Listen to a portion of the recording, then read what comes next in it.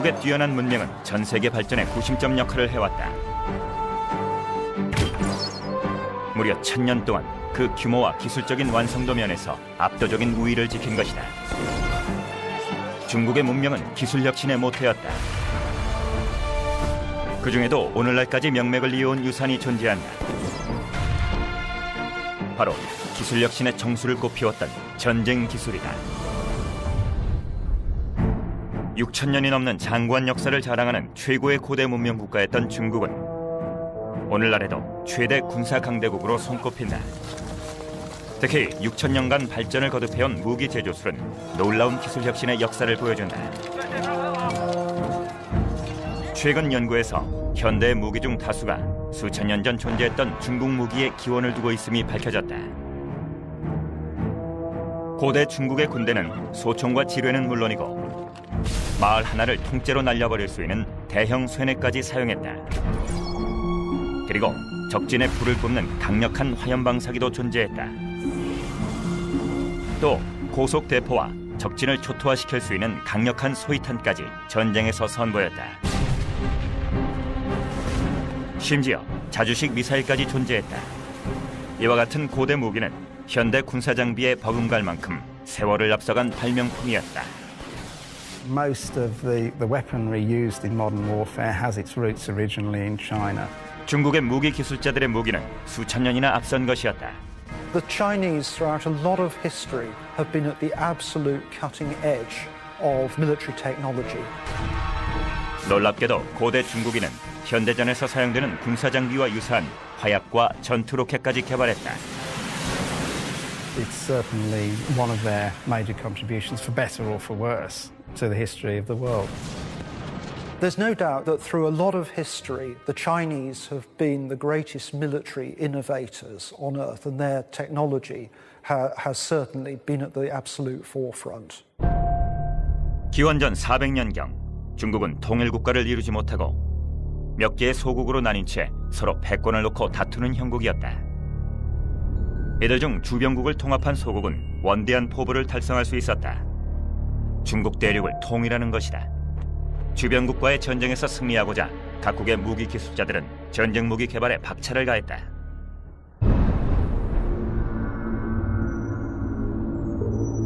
청동기를 맞이한 기원전 800년경의 중국에서는 검을 들고 싸우는 백병전으로 전투의 승패를 갈랐다. 이에 중국 대장공들은 혁신적인 야금술을 바탕으로 인류 역사상 가장 예리한 날을 제조해 도끼와 칼, 검 등의 다양한 무기를 생산했다. 당시 중국의 검 제조술은 정말 혁신적이었다. 탄소와 쇠를 혼합해 단단하게 그지없는 날을 제조한 후 예술성이 돋보이는 자루와 결합했다. 또한 날을 보다 효과적으로 냉각시키기 위해 중앙을 내열 소재로 코팅해 날의 중심보다 끝이 빨리 식는 굴물을 개발했다. 이렇게 해서 매우 견고하고 날카로운 무기가 탄생했다. 야금 기술이 발전함에 따라 제조하는 날의 길이도 점차 늘어났다. In the kingdom of Qin, swords became longer, about 36 inches, and this gave a good advantage in combat. 당시 유럽의 검 길이는 길어야 70cm도 못 미쳤다. To make long swords, advanced technology was needed to assure their sharpness and flexibility.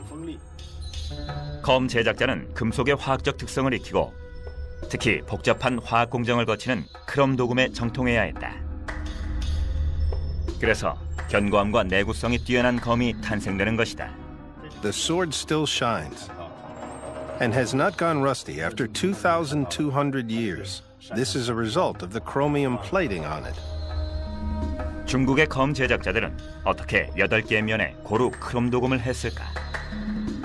With no electricity 2,200 years ago, the chromium plating must have been done by a chemical method. Something rich with chromium was wiped on the weapons, or the weapons were buried with chromium and heated up. 아직 확실한 답은 모른다. 하지만 2000년이 흐른 현재까지 중국 검의 예리함은 면도날에 버금갈 정도이다. 가까운 거리의 경우 숙련된 무사는 무려 1,400kg에 가까운 위력으로 적을 공격하기 때문에 갑옷과 살은 물론이고 뼈까지 잘라내기에 충분하다. Each sword has 8 surfaces, and every line on each surface is beautifully crafted. The most important thing is that the blades are really sharp. This is actually as sharp as a razor. 중국 시핑의 당시 검 제조 공장에서는 기술자들이 아직까지도 2000년 전 방식 그대로 고수하며 예술적인 검을 만들고 있다. 쇠를 탄주할 때도 오직 공기와 순환을 이용해 불물을 1130도까지 가열시킨다. 그리고 검을 무거운 망치로 내리치는 과정을 통해 날을 얇게 만드는 동시에 견고함을 증대시킨다. 뜨임이라 불리는 이 공정을 계속 반복하다 보면 견고하고 얇게 가공되면서 검의 위력적인 힘이 배가 된다. 예술적인 자루 제작에는 섬세한 공정이 요구되며 이 창조적인 과정을 통해 예술성과 파괴력을 동시에 갖춘 검이 탄생된다. 그런데 고대 중국에 이보다 긴 칼날도 존재했을까? 톰 리처드슨 박사는 영국 리즈에 위치한 왕립 무기박물관의 큐레이터로 이곳은 희귀한 군사 장비들을 보존 중인 곳으로 유명하다. 이 물건은 가장 독특한 고대 무기로 손꼽히는 꺽창이다. 아주 훌륭히 제작된 무기인 꺽창은 원래는 3m 길이의 자루 끝에 결합해 사용했다. 과거 꺽창은 무려 2500년 이상 전쟁터에서 용맹을 날렸지만 현재는 그 청동날만이 남아있는 상태이다. The fluke at the back of the blade passes through the haft, and the slots here on the back of the blade are intended to bind the blade onto the haft. 정확한 설계를 바탕으로 제작된 꺽창의 칼날은 백병전에서 무서운 위력을 발휘한다. 매번 휘두를 때마다 약 2700kg의 위력을 과시하므로 제대로 한 번만 가격당하면 치명타를 입게 된다. They're swung on very long hafts, and you can imagine the concussive impact of one of these blades swung on the end of a long pole. 서기 1000년경에 이르러 1000년 이상의 역사를 자랑하던 중국은 막강한 군사력 또한 과시했다. 중국 기술자와 대장공들은 전문성을 앞세워 위력적인 무기를 개발했다. 동시에 화학 전문가와 연금술사들은 우연히 발명한 혼합물을 통해 인류 역사의 신기원을 창조했는데 이는 전술상으로도 유래를 찾아보기 힘들 정도였다.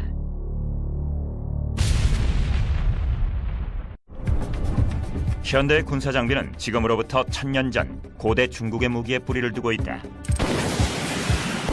The first we hear about gunpowder in ancient China is actually from philosophical Taoist tracts. These were scientists looking for elixirs of immortality, and what they found was in fact the exact opposite. 화약은 전쟁의 판도를 새롭게 했다. The introduction of gunpowder was the first time that any kind of energy other than human muscle had been applied to warfare. Until that time, everything had to be done by either human or animal muscle.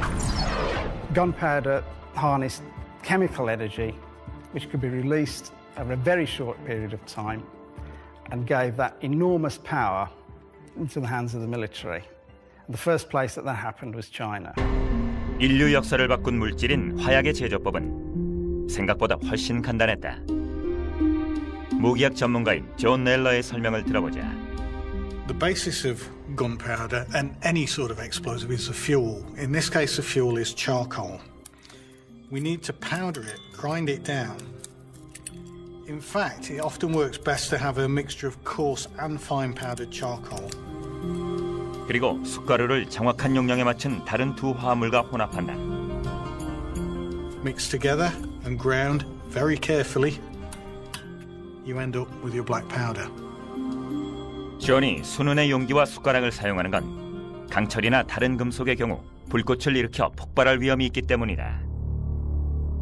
안전조치인 셈이다. The three of them combined, mixed together, turn innocuous chemicals into the driving force of warfare for nearly 1,000 years. 우연히 화약을 발명하게 된 중국은 그 엄청난 잠재력을 깨닫고 대량 생산 체제에 돌입했다. 중국이 화약 생산을 산업화한 사실은 서기 1040년 기록에서 최초로 등장한다. 하지만 초기 화약은 폭약보다는 가연성 화합 물질로 많이 활용되었다. Gunpowder has different properties depending on the exact proportion of its ingredients, and early varieties of gunpowder didn't explode, but they simply burnt at varying speeds. So that the most useful application at that date was either as an incendiary thrown from a catapult inside a soft paper casing that would burst into flames on impact, or a match which would continue to burn quite slowly for several hours and could be held in front of a stream of inflammable oil. 이후 중국의 무기 기술자들은 적절한 배합을 통해 화약으로 불꽃이 튀는 엄청난 위력을 지닌 신무기를 선보였다. 바로 화염방사기다.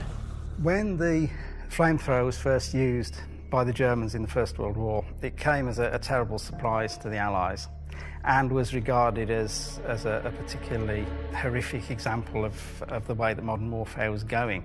I think it would have been a surprise to anyone at the time to realise that flamethrowers had been in use for nearly 1,000 years in China.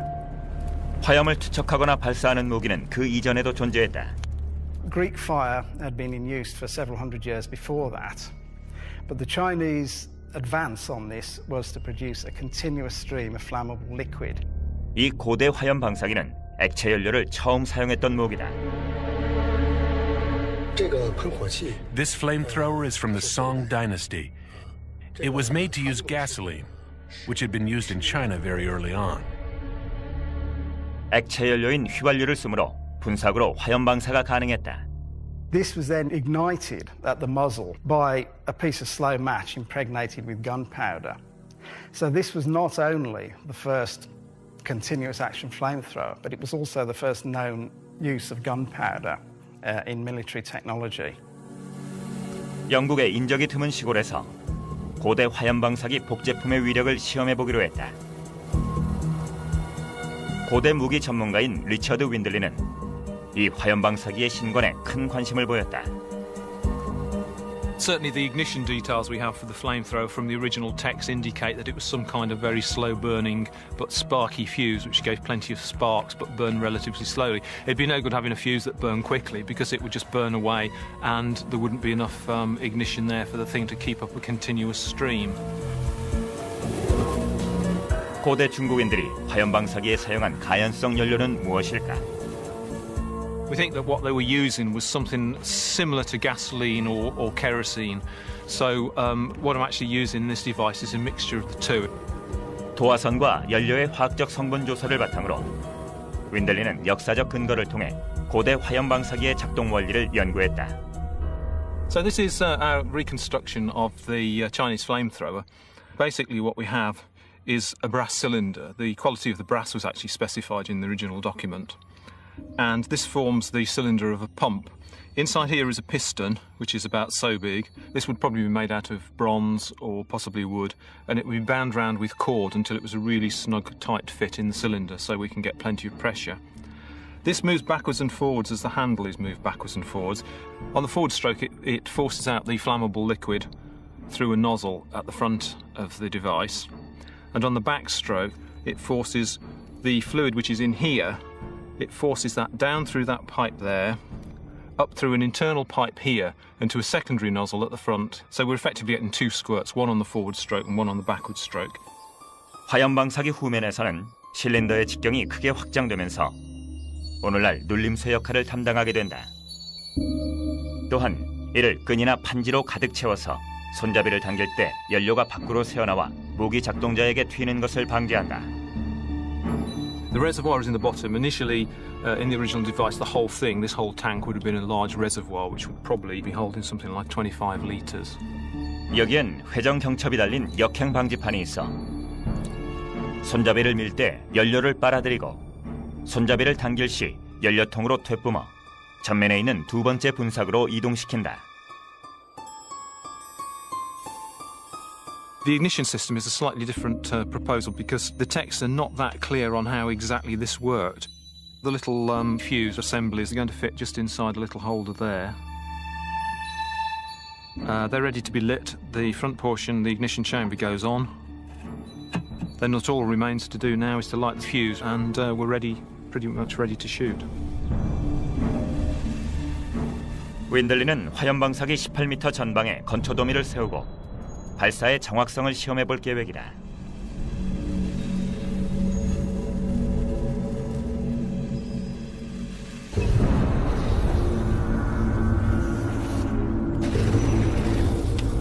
화염 방사기가 18m 전방으로 휘발유 화염을 내뿜자 리차드가 세운 관역은 잿더미로 변했다. 막강한 위력이 증명된 셈이다.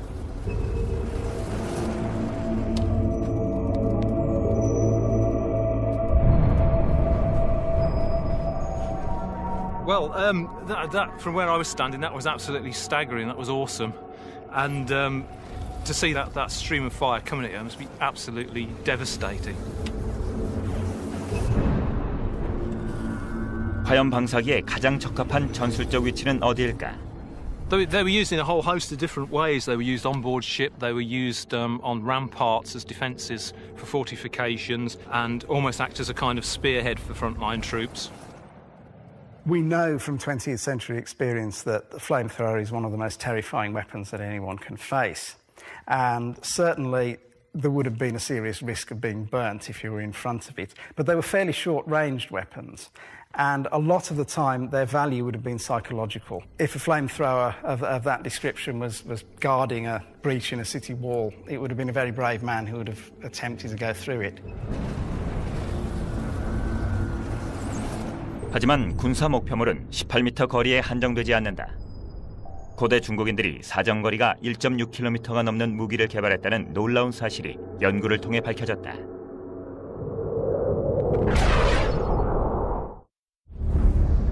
화약이 등장하기 전인 서기 1000년경의 중국인들은 장거리에도 공격이 가능한 무기를 개발해 고대 전쟁의 양상을 변화시켰다. 그것은 바로 쇠뇌였다. 또한 중국의 무기 기술자들이 쇠뇌 기술의 정수를 꽃피웠다는 놀라운 증거도 발견되었다.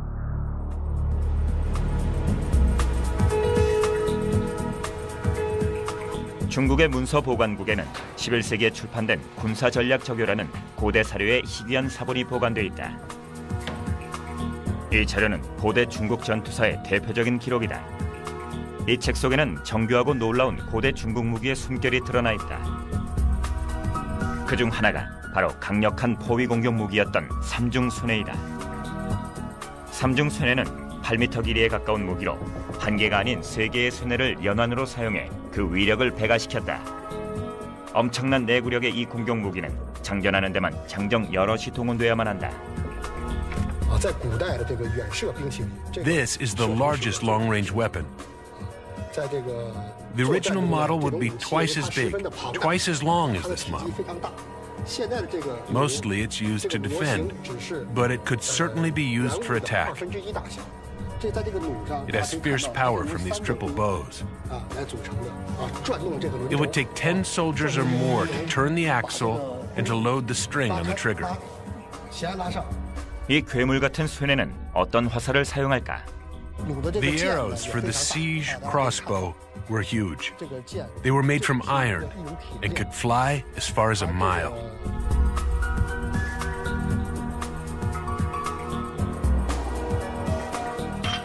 철갑탄 탄두 형태의 이 3m짜리 미사일은 명중시 막강한 위력으로 관역을 꿰뚫는다. 공성전용 쇠뇌는 크기도 엄청나게 크지만 기동성을 갖춘 다용도 무기다. 이 거대한 쇠뇌는 축과 굴대로 고정되어 있어 빠르고 정확한 조준이 가능하다.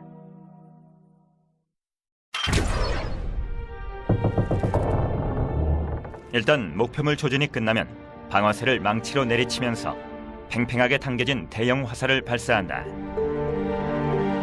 마을 전체를 위협할 수 있는 무기가 개발되자 이에 관한 대비책으로 도시방벽 내부의 방어력 역시 강화되었다. 도시방벽의 높이와 규모가 커짐에 따라 공격 무기도 더욱 크고 강력해지고 말이다. 고대 중국의 가장 위력적인 공속 무기는 선풍포였던 것으로 사료된다. 이 선풍포는 사정거리 내의 도시방벽은 물론이고 주민까지 정확히 명중시켰다. 당시 서구의 공성전용 투석기는 무거운 줄을 달아 발사체를 장전한 뒤 이를 풀며 발사하는 방식이었지만 선풍포는 이와 달랐다. 무거운 추 대신 10명의 군인이 지뢰의 짧은 쪽 줄을 당겨 반대쪽에 조준된 54kg의 돌을 400m 이상 날려보냈던 것이다. 이는 곧 선풍포가 기동성 높은 가벼운 무기로 공성전은 물론이고 야전에서도 다양한 곳에 배치될 수 있었음을 뜻한다. 하지만 이외에도 서양식 투석기는 엄청난 하중을 지탱할 튼튼한 뼈대가 필요했지만 선풍포의 경우 막대 하나면 충분했으므로 또 다른 강점을 지닐 수 있었다. The advantage of the whirlwind catapult was the mobility and flexibility that it provided, in contrast to the larger siege engines, which were basically static. A whirlwind catapult could be mounted on a tower or a city wall and used to command a very wide arc of fire, or alternatively, on the battlefield, it could be rushed quickly to any place where massed firepower was required. 고대 사료에는 수천 대의 투석기에 선풍포도 포함된 것으로 나타나는데 그들은 마을 전체를 수시간 내에 초토화시킬 수 있었을 것이다. 하지만 공성전은 마을을 전멸시키는 데만 초점을 두지 않고 보병을 적진으로 투입해 침공하는 경우도 있었다. 사료에는 구름다리라 불린 대형 공격 무기에 관한 증거가 남아있다. 이것은 부드러운 명칭과는 달리 실제 용도는 무척 파괴적이었다. 10분의 1 크기의 이 축소 모델에는 접이식 사다리가 부착되어 있다. The ancient Chinese invented this siege machine with the name Cloud Bridge, meaning very tall bridge. It has wheels and it could be pushed forward until it reached the wall. Soldiers could safely hide inside the machine until the wall was reached. Stepping on this ladder, the city walls could be climbed onto. You can imagine in a battle scores of cloud bridges being pushed forward and hundreds or thousands of soldiers climbing the ladders. Cloud bridges were really powerful in ancient wars. 황소 여러 마리를 동원해 끄는 엄청난 규모의 구름다리도 존재했다. The main point of this type of machine is to get attacking troops on top of the city wall. So it was obviously important as the height of walls increased that the height of the machines was increased to match them. 하지만 구름다리에도 약점은 있었다. The normal way of attacking this kind of wooden siege engine was obviously to set it on fire. This could be done simply by throwing burning materials at it, or in a later period by the use of burning oil or flamethrowers. So the logical counter was to cover the machine with uncured hides, which would be very difficult to burn, keep them soaked with water, and in that way armour them and the people inside against missiles at the same time as you make them fireproof. 공격 부대가 방벽을 올랐다 해도 치명적인 대비책이 기다리고 있었다. 바로 날카로운 쇠 방어막이었다. This battle machine is called a San Yuan knife cart. It's a two-wheeled cart installed with knives. Its major function is in the eventuality that the gates failed to hold or the city walls were breached. It would be rolled into place to block up streets and defend them. 이 칼술에는 다른 방어막에 비해 장점이 하나 더 있었다. 기동성이 가미되어 어디든 필요한 곳에 배치가 가능했던 것이다. 또한 철조망처럼 어느 틈새든 막을 수 있었다. In the ancient wars, a practical cart was built according to the size of gates or width of streets. I think it would be twice the size of this, at least. 하지만 시가전은 대형 장비에만 초점을 맞추지 않았다. 이 장비는 언뜻 방벽 크기에 맞춰 제작된 듯 싶지만 예상 외의 놀라운 용도를 지니고 있다. This is a military machine used in ancient Chinese warfare with the name nest cart. It is actually a small house that can be lifted up and down to scout. In the middle area of China, the lands are mainly flat, which makes it difficult to see far on the enemy's side. With this device, we could see the enemy's situation from high. 둥지수레는 현대전에서 군사위성과 같은 전략적 임무를 수행한다. 하지만 1000년에 가까운 역사를 지닌 고대 중국의 무기 가운데는 현대 군대에까지 본질적인 기술이 이어진 장비도 존재한다. 고대 중국인은 세계 전쟁의 판도를 뒤바꾼 혁명적인 무기를 개발해냈다. 바로 총이다.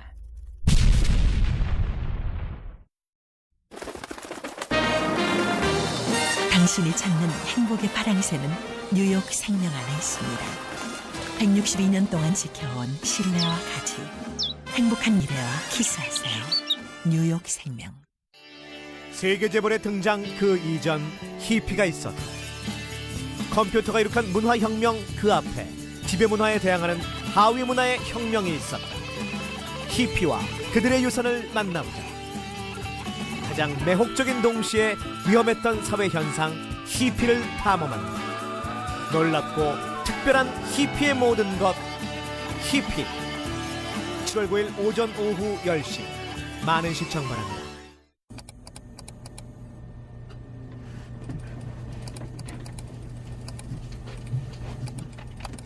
뭐예요?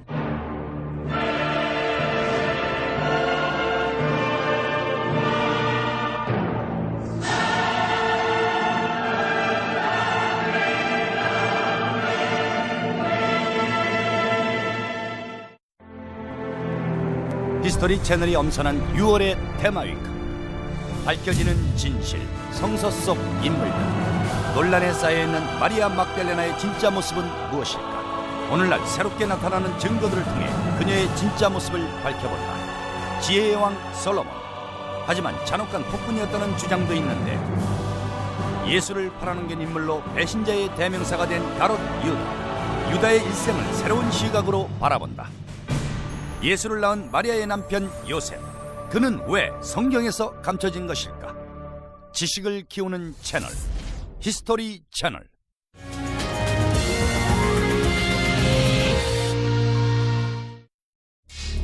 고대 중국 무기의 다양성과 우수성은 감탄을 자아낼 만하다. 하지만 화약의 발명으로 중국의 군사 기술은 비로소 현대에 버금가는 수준에 올랐으며 이로써 중국 군대는 현대 장비의 원조격인 첨단 고대 무기를 개발해냈다. By the 10th century, weapons called fire lances, bamboo tubes filled with kinds of gunpowder, mixed with fragments of iron, ceramic shards, things like that, they were set fire to. You advance towards the enemy, and these things spit fire and various bits of poisoned ceramics. At the same time, new compositions of gunpowder were being developed, which produced much more explosive force and less in the way of flames. And when these were combined with the principle of the projectile being forced out of a barrel, the result was the development of the gun. 북경의 군사혁명 박물관에는 경이로운 무기가 전시되어 있다. 바로 세계 최초로 개발된 소총이다. 1351년에 제작된 이 놀라운 무기는 현대 화기의 특성을 고스란히 간직하고 있으며 총구와 약실의 형태까지 확실히 드러난다. The invention of gunpowder weapons certainly revolutionized Chinese warfare, but it did far more than that. Within 40 years, the same technology had spread all the way from China to the west of Europe. And in fact, the use of gunpowder as a propellant, as a weapon, revolutionized world warfare. This is an example of a Chinese gun, probably of the 16th or 17th century, but it's a wrought iron construction around the barrel. And this type of gun appears really very, very early in China. You can see at the center there's a thickened breech section to reinforce the barrel against the blast as the main charge goes off. And you can see the touch hole where light's applied to it. 총 내부에 장착된 뇌관이 점화되어 화약이 폭발하면 총밑 쪽으로 화력이 전달된다. 총 내부에 가득 지어진 화약이 강력히 폭발하면 그 폭발력이 유일한 출구인 총신을 통해 전달되고 이에 총알이 발사하면서 적을 명중시키게 된다. 이때 총알이 발사되는 위력은 엄청난 수준이다. The same principle which is used in the early handguns which have been found from medieval China can be applied to very much bigger weapons, including cannon large enough to batter down city walls. This is the earliest tube-shaped metal gunpowder weapon in the world. It was made in the year 1332 and is the grandfather of all modern cannons. The calibers and length of the tubes have become bigger through the development of the cannon. This means it can support heavier bombs and bigger trajectories, and the damage done by the cannon becomes bigger and bigger. 더불어 강력한 폭발의 위력 자체를 공격무기로 활용할 수도 있었다. 바로 폭탄이다. 고대 사료를 보면 중국인들이 거의 1000년 전에 촉발 기제를 활용한 폭발 장치를 개발한 사실이 분명히 나타난다. 또한 역사책을 송두리째 바꿀 만한 새로운 증거도 드러났다. 베트남전에서 사용된 것과 전술적으로 일치하는 고대 중국 무기가 발견된 것이다. 과연 중국인이 지뢰까지 발명했을까? Most people would expect that a landmine would be an innovation of the 20th century, but in fact something very similar was in use in China as early as the 13th century, and by the 15th it had been developed into a very sophisticated device which could be set off by the pressure of a person's foot. This would release a pin which would release a weight underground and set off a flint and steel detonator. And this would explode a large piece of bamboo stuffed full of gunpowder right underneath the enemy soldiers' feet. 이 지뢰는 대나무를 비롯한 파편을 위로 폭발시키면서 적군의 발을 관통해 진군이 불가능하도록 만들었다. 이와 같은 소총과 지뢰의 발명은 중국이 오랜 세월에 걸쳐 전쟁 무기 기술 개발에 심혈을 기울였기 때문에 가능한 결과였다. 지뢰와 소총이 발명되기 1500년 전에도 고대 중국의 야금학자들은 강력한 위력을 자랑하는 공격 무기를 개발했다. 그중 하나가 바로 고강도 쇠뇌였다. 쇠뇌는 고대 중국 전쟁터를 휩쓸었던 강력한 무기로서 무려 수백만 개가 보병부대에 보급되었다. 하지만 목재 소재라 현재까지 남아있는 쇠뇌 유물은 극히 찾아보기 힘들다. This is an example of one of the very earliest Chinese crossbows. It's just the stock made of wood covered in lacquer and beautifully decorated. It's the trigger mechanism that's at the heart of the Chinese crossbow, and it's an extremely clever device. 정밀한 부품을 조립해 제작한 방화쇠가 장착된 쇠뇌는 놀랄만한 명중률을 자랑한다. 이와 같은 방화쇠를 제작하기 위해서는 정교한 수준의 주조술이 요구된다. And in fact, the technology is quite comparable with a lot used in the gun trade a millennium and a half later. Yet these things were invented in the 4th century BC. 단순한 활에서 개량을 거듭하며 완성된 쇠뇌는 무려 수천 년간에 걸쳐 전 세계 사람들이 사용한 무기로 손꼽힌다.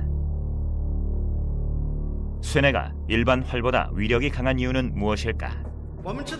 The ordinary bow is formed by an arc and a bowstring. It's pulled by hand, and as a result, the bowman would get tired using it. It's also hard to aim. 하지만 고대 중국 쇠뇌의 경우 활의 시비가 방화쇠 장치에 부착된 걸수의 힘을 이용해 당겨지고 고정된다. The trigger mechanism could be conceived as the ancestor of the trigger from a modern rifle. 쇠뇌의 방화쇠 장치를 통해 공사는 오랜 시간 지치지 않고 시위를 당길 수 있었으며 조준 역시 훨씬 수월한 편이었다. 이러한 쇠뇌는 다른 활에 비해 전략적인 강점을 지닌다. The most significant advantage of the crossbow is that soldiers could use it for ambush. Once they discovered and aimed at targets, they would simply need to pull the trigger. Then the arrow would fly out with incredible power. It only demands the small force of pulling the trigger with a finger, and it would be transformed into a really big force to shoot out the arrow. 중량 900g의 화살이 발사되면 270m 이상 날아가 무장한 적의 살은 물론이고 뼈까지 그대로 관통해버린다.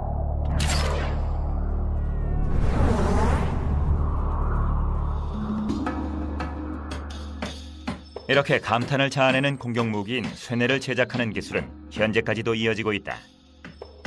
양 푸쉬는 무려 2500년 가까운 세월에 걸쳐 대대로 쇠뇌를 제작해온 가문의 자손이다. 또한 당시에 사용했던 도구와 재료만으로 고대 쇠뇌를 그대로 재현하고 있다. I couldn't tell you how many generations in my family have been making bows. My ancestors were all bow makers. This looks exactly the same as a crossbow excavated from a West Han tomb. This is a Han Nu crossbow. In Chinese, this means with anger. Its history can be traced back to 2,500 years ago. This replica was made exactly according to ancient drawings. The trigger on this crossbow is made of bronze and exactly the same as the one excavated. Many modern tools were used like lathes, mills, and planes. Our ancestors could make these exquisite triggers thousands of years ago without modern tools. 이 훌륭한 복제품을 제작하는 과정을 통해 양푸 씨는 쇠뇌의 전략적 장점을 발견했다. The leather strips bound on the chocks are to fasten the bow. The bow can be disassembled to make it convenient to carry on military marches, and then reassembled on the battlefield. 과연 쇠뇌가 지닌 파괴력과 사정거리는 어느 정도일까? According to ancient texts, the most powerful crossbow could have a tensile force of up to 260 pounds. It was called crossbow loaded with feet. It could reach over 500 yards. Very deadly.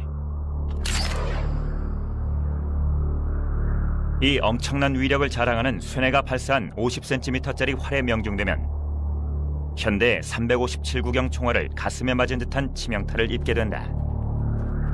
하지만 중국은 이후에도 끊임없이 무기 역사에 신기원을 써갔고 서기 200년경에 이르러 쇠뇌를 개량한 위력적인 신무기를 개발한다.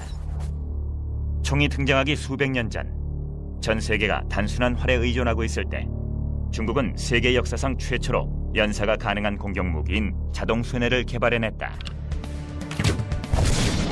이는 고대의 기관총이나 다름없었다. Here on top we've got a magazine that holds these bolts, slotting down into there like that.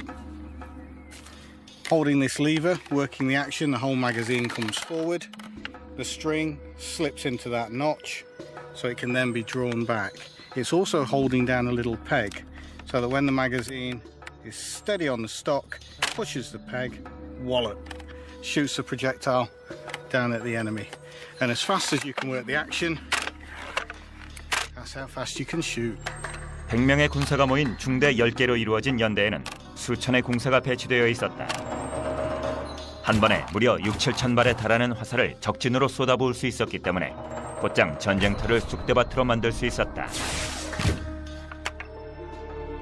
이러한 살상률은 1500년이 지난 1차 대전에 이르러서야 재현됐으니 실로 경이로운 위력을 자랑한 셈이었다. Now the beauty of this weapon is it's idiot-proof. You don't need to be a trained soldier to use it. It gives the rate of fire that a trained archer can put out, but without all the hardship of learning to do it. 보통 고대 중국 황제의 군대는 예비군 성격을 띠고 있었다. 이는 곧 평상시에 밭에서 일하던 농부들을 전쟁 발발 시 병력으로 차출해 활용했다는 뜻이 된다. 자동 쇠뇌는 미숙한 병사들에게 지급하기 이상적인 무기였다. 수천 개의 자동 쇠뇌가 일제히 발사되면 적들은 감히 접근할 엄두를 못 냈다고 한다. 화살을 초당 한 발씩 발사하는 자동 쇠뇌는 경이적인 무기라고 할 수 있었다. 이는 곧 고대 중국인이 20세기에 등장한 자동 화기보다 무려 1500년이나 앞서 기술을 개발한 셈이다. 자동 쇠뇌의 화살 한 발이 커다란 위력을 발휘하기엔 미흡하다 치더라도 동시에 수천 발이 발사되면 공포로 몸서리치는 광경이 연출되며 독화살인 경우 위력은 배가 된다. 독화살에 긁히기만 해도 생명이 위태롭기 때문이다. 그 후 중국은 화학적인 에너지원인 화약을 이용하면서 적진으로 미사일을 쏘아 올리며 현대에 못지않은 기술 수준을 선보이게 된다. 11세기경에 이르러 중국은 현대 군사 기술자들도 감탄에 맞이 않을 만큼 우수한 미사일을 개발하는 단계에 들어섰다. 화약연료 기반의 로켓을 완성한 것이다. 중국이 최초로 화약을 군사용도로 활용한 시기는 서기 1000년경으로 추정된다. 화염방사기의 도화선 제조에 화약을 처음 도입한 것이다. 하지만 화염방사기의 사정거리는 가연성 액체를 뿜어낼 수 있는 거리에 한정되었다. 또 중국인들은 여흥을 위한 폭죽 제조에도 화약을 사용하곤 했다. 그리고 수백 년에 걸쳐 무기 발사 기술을 개발한 경험도 보유했다. 결국 이 두 가지 기술을 접목하는 것은 시간 문제에 불과했던 셈이다. 일본 근해의 바다 밑에서 놀라운 고고학적 유물이 출토되면서 고대 중국인이 개발한 초기 형태의 화약 기반 폭발물의 존재가 세상에 선을 보였다.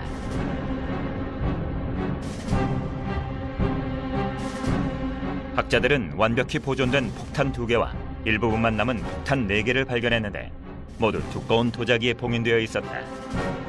손상 없이 보존된 폭탄 2개의 엑스레이 촬영을 해본 결과 하나는 화약만 가득 차 있었고 다른 폭탄에는 화약과 철 파편이 함께 섞여 있었다.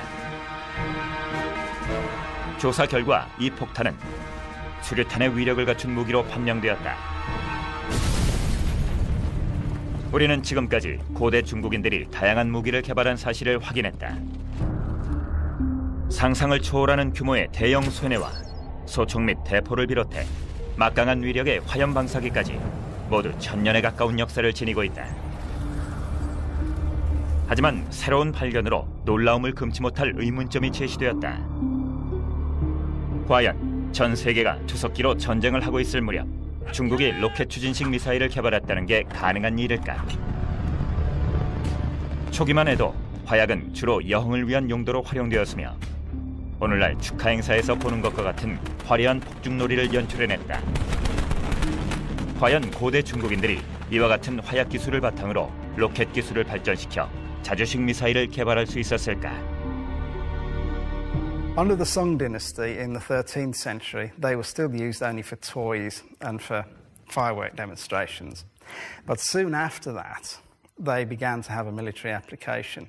This was well before the use of rockets in warfare anywhere else in the world. 초기 로켓 기술은 기본적인 형태를 거쳐 군사적 용도로 활용되었다. 화약연료 기반의 로켓을 화살에 부착해 발사함으로써 추진력을 향상시켰던 것이다. 놀랍게도 중국인들은 새 모양의 공기역학적 동체에 로켓을 부착해 발사하려는 시도까지 했다. 그리고 이건 완성 시기를 눈앞에 두고 있었다. Under the Ming dynasty from the middle of the 14th century, rockets began to be used en masse in Chinese warfare. They were fairly small devices with arrowheads on the end of a stick propelled by a rocket tube. They didn't have explosive warheads, so they were most useful when fired en masse. 현대의 연발 로켓 발사기처럼 중국의 로켓 발사 장비도 전쟁터에서 막강한 위력을 과시했다. 중국인들은 이에 만족치 않고 로켓 기술의 정수를 보여주는 신무기를 개발했다. 현대전에서 실제로 사용되는 로켓의 버금가는 놀라운 첨단 무기를 선보였던 것이다. 바로 탄도미사일이다. 14세기 초기에 등장한 이 탄도탄은 그 이름만으로도 적군의 두려움을 사기에 충분했다. This is an ancient weapon called Fire Dragon issued from water. It was used in naval battles, and when issued, it had a long flame tail, looking like a fire dragon.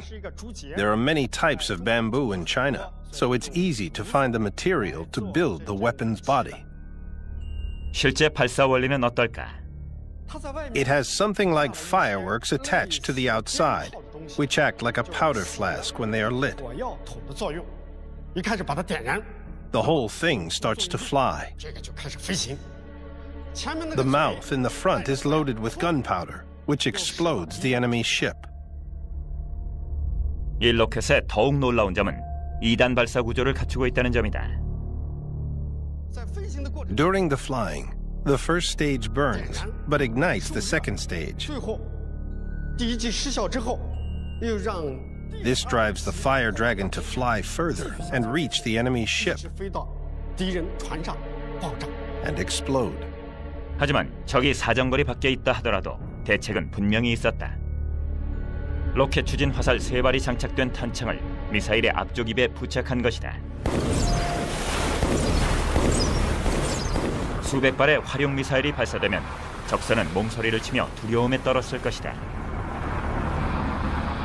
This Fire Dragon issuing from the water might be thought of as a sort of primitive cruise missile. Its main use was from one ship against an enemy fleet in naval battles on the large rivers of China. I think, though, that its main impact would have been psychological.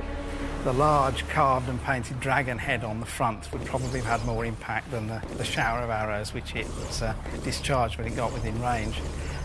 Nevertheless, it's an extremely sophisticated piece of technology for its time. 현대 첨단 무기 기술의 바탕에 고대 중국 무기 기술의 숨결이 느껴진다는 건 경이로운 사실이다. Those first Chinese military technicians who first used gunpowder to propel a rocket device forward can take as much credit as anyone for putting a man on the moon. 중국인들은 수천 년의 세월을 뛰어넘어 현대에 버금가는 첨단 무기를 개발했다.